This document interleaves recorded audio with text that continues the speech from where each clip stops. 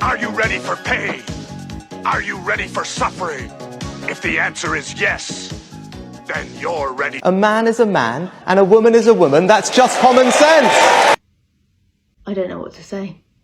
It's getting harder to be trans in the UK day by day, hour by hour. It feels like I try and keep a positive attitude, a positive mindset. I try and contextualize all of these things that are going on to help people feel a little bit more positive about the fact that largely what is being said won't actually turn into policy that will have an impact on our lives. But then the Prime Minister, the person who is running this country, says some shit like this. We shouldn't get bullied into believing that people can be any sex they want to be. They can't. Hold your trans friends close. Hold your non-binary friends close. We can't and we won't be defeated. We've existed all through history and we will continue to exist for the end of times. But it can be hard to be living through the toxic environment that we're living through. And I'm not talking about climate change here. I'm talking about the rampant transphobia. Sometimes the strongest form of activism is to look after one another. I wish I could sit in front of Rishi Sunak right now and ask him what he's so afraid of. What did we do? What did we do? Trans people take up 0.5% of the UK's population. 0.5%. And apparently we are the biggest problem that this government is facing. We aren't a problem. We aren't a problem. We get along with our daily lives the same as everyone else. I go to university, I make breakfast for myself every morning, and I enjoy long walks on the beach. We are the same people. I can't believe how Sunak is so idiotically unaware of the influence that his speeches hold.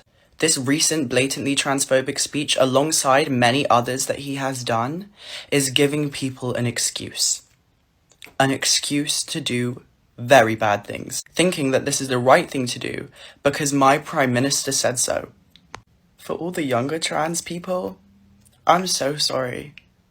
I'm so sorry. I wish I could hug you all because you made such a beautiful decision for yourself, and this is how your country wants to treat you. I know it's scary. I'm scared, but let's try not to be. We're here, and we're not going anywhere. Rishi Sunak's comments against trans people is disgusting.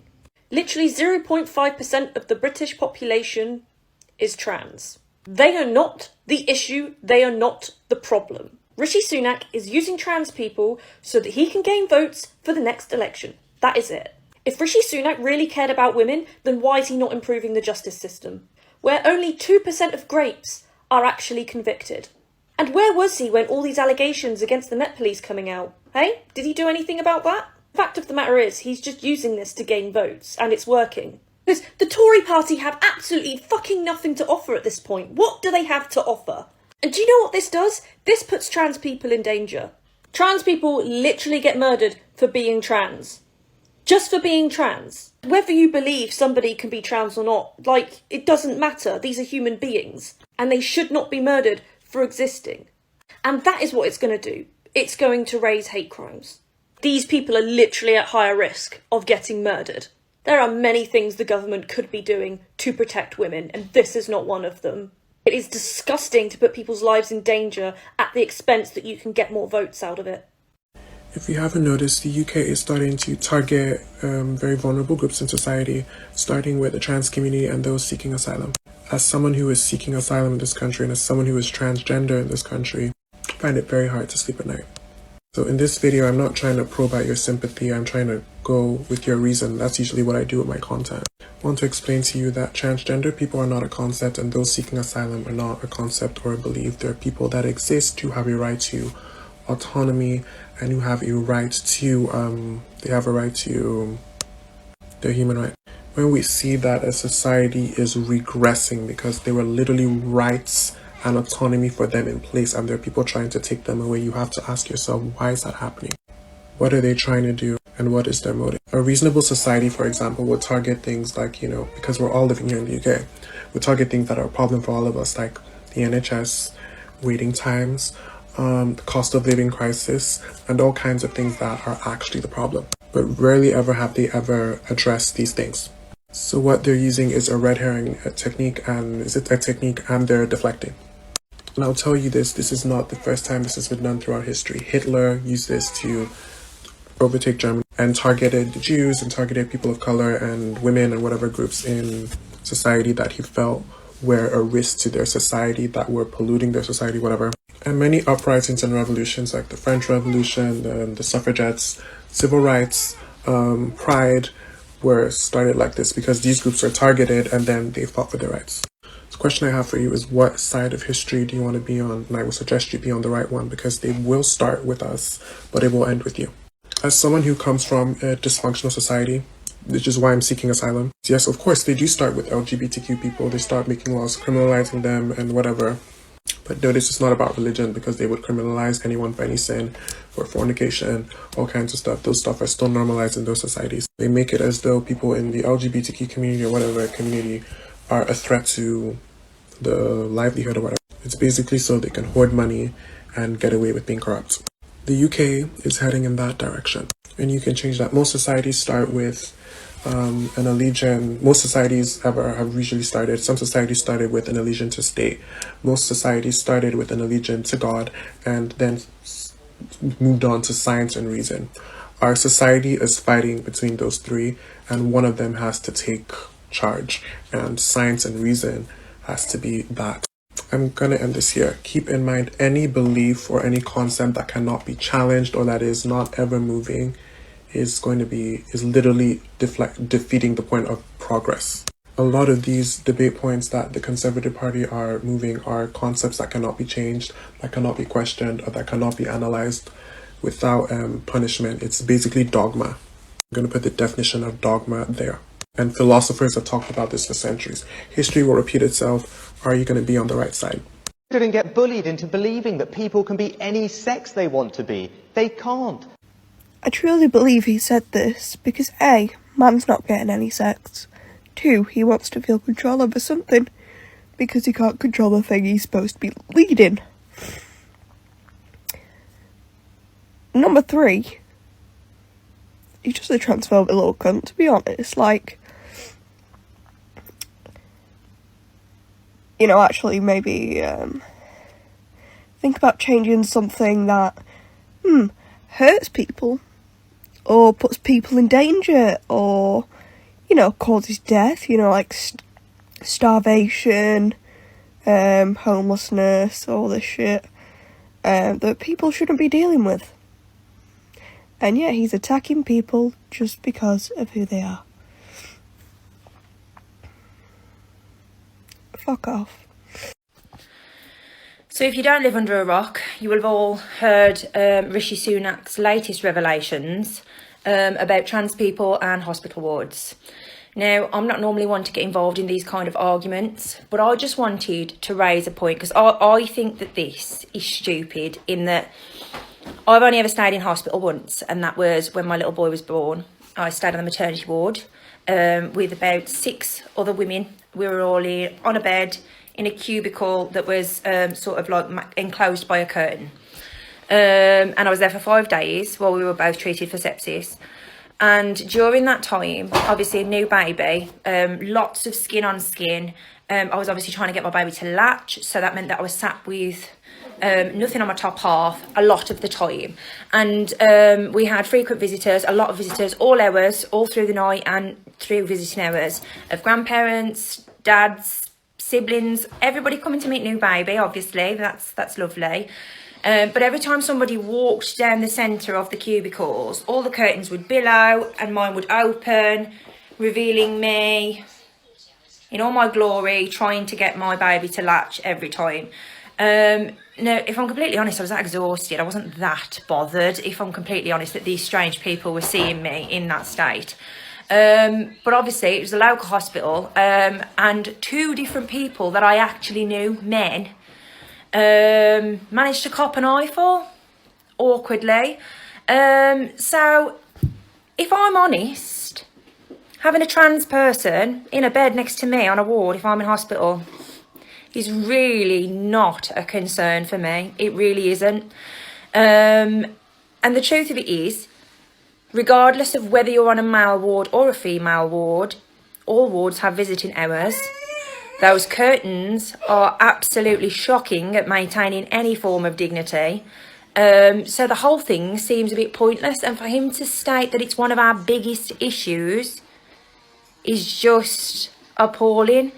If you follow me, or if you know about me, you know that I am a big supporter of send reform. You okay? Sorry, yeah. I follow and support Send Reform, which is a group of Send mums that are petitioning for better education for special needs children, because thousands of special needs children are currently without an appropriate school place, or without even any kind of provision. That they are literally at home because there is nothing suitable to give them an education. So weigh up the issues. Trans people in hospital wards is not a big issue for me. Children, special needs children not having the education that they deserve, that's a huge issue. That's a massive issue. Let's talk about that, Rishi. Shouldn't get bullied into believing that people can be any sex they want to be. They can't. A man is a man and a woman is a woman. That's just common sense.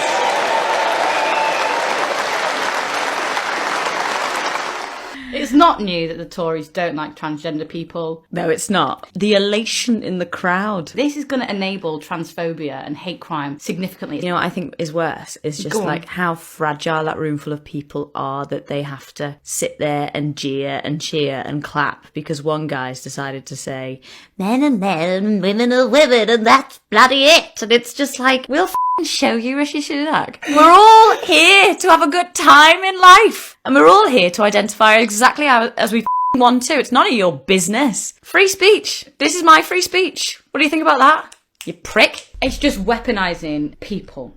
And it's so scary that a government feel like that's okay to do. He's got nothing left to say, so he's decided to poke fun at the most vulnerable people. The most vulnerable people in society, refugees and trans people, because he can. These are the richest people in the country, well-educated, advocates of free speech and freedom of expression, but there's something about someone identifying as the other gender that they just can't handle. Personally, the scariest thing about the Rishi Sunak transphobic hate speech is not actually the fact that Rishi Sunak was transphobic or hateful, because what more can you expect from a little rat of a man that hates himself? It's more so the people screaming with excitement, cheering him on in the background. In addition to that, it's the people commenting on the videos saying, he's got my vote now, Rishi Sunak win. People like that exist, which is insane to me. I voted Labour for most of my life. I'm not saying to vote Labour, but I grew up in a council estate. So you kind of see different things, don't you?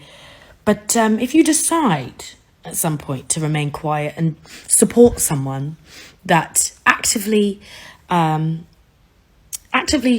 promotes hate against a group that's already marginalised and already experiencing hate on a day-to-day basis, then you are probably the lowest, most disgusting person. And I don't want you anywhere near me. Be any sex they want to be. They can't. A man is a man and a woman is a... So, I want to talk about that. That is Rishi Sunak, the Prime Minister of the United Kingdom, at the Conservative Party conference this year in Manchester. What I want to point out, not just the absurdity of that statement, because we'll get onto that in a minute, but when you watch that clip, Kemi Badenoch, the business secretary, is genuinely smiling. She is thrilled to see Rishi Sunak, our Prime Minister, make these comments on a conference stage. This isn't some mad fringe event of evangelical conservatives on the side of the convention in some hotel that 5 people turn up to. This is the Prime Minister. He is making his leader's speech. He runs the government of this country. Obviously, the comment is just to stoke culture war, right? To show what side he's on and try and get one over Labour and win over those red wall conservatives. But he is a conservative. No. Conservatives, they want freedom. They want the government to get out of the way of people's lives. And he said this earlier on this speech, when he was talking about smoking, he said that his smoking ban, his proposed smoking ban that would stop anyone from under the age of 18 now ever being able to smoke, he said that as a Conservative it makes him feel strange, and he knows that not everyone in the Conservative Party will agree with him. But then straight on to, you cannot be what you want to be.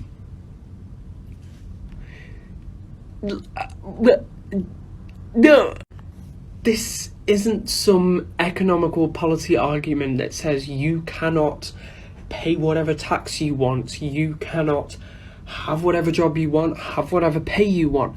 This is about you. This is about your own choices and your life, your social life, your well-being, how you dress, how you present yourself, how you introduce yourself. It's so concerning on so many levels, and I myself am non-binary. So although I never will experience what it is like to be a trans man, as a trans woman, in Britain today, I'm scared, because I have a lot of trans friends, and when our Prime Minister talks like that, it makes you wonder, and it makes you a little apprehensive to imagine what more policies this government can cook up right before a general election and throw at all of us just because they want to remain in power and have absolutely no regard for anyone who actually just wants to get by, just wants to make a living and can't, because everything in this country is broken. Thank you.